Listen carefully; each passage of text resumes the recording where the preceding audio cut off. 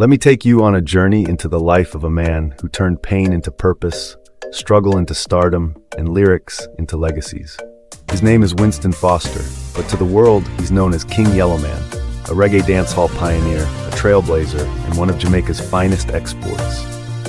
Born in Kingston, Jamaica in 1956, Yellowman's story begins with adversity. Abandoned as a child and growing up in a Catholic orphanage, he faced rejection and ridicule for being albino in a society that didn't understand or accept him. But here's the thing about greatness: it doesn't just endure, it shines. By the late 1970s, Yellowman began carving his path in the dancehall scene, where his infectious energy and razor-sharp lyricism made him a standout.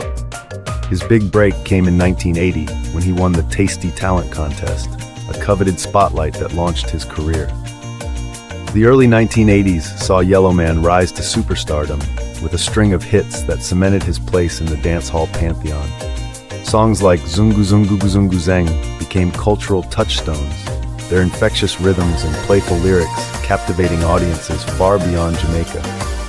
Yellowman's unique appeal didn't stop at local fame. He broke through internationally, signing with major labels like CBS Records and winning fans across Europe, the US, and Africa. As dancehall evolved into a more aggressive, digital-driven sound in the 1990s, Yellowman adapted like a true innovator. This was a period of reinvention. While younger artists like Shabba Ranks and Buju Banton began dominating the charts, Yellowman focused on staying true to his roots while experimenting with other genres, including gospel and roots reggae. Yellowman also became a tireless performer during this era, touring extensively across Europe, Africa, and the Americas. His live shows became legendary for their energy and intimacy, with Yellowman often engaging directly with his audience in ways that left lasting impressions.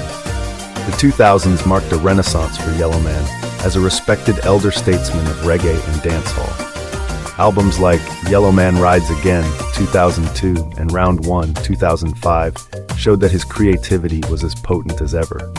Yellowman's resilience is one of his most remarkable traits. Diagnosed with skin cancer in the mid-1980s, he underwent surgeries that left him permanently disfigured.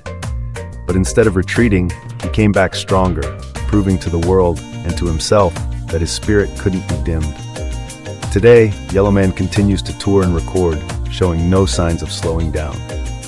Whether he's headlining festivals like Reggae Sumfest in Jamaica or playing intimate venues in cities worldwide, his performances remain electrifying.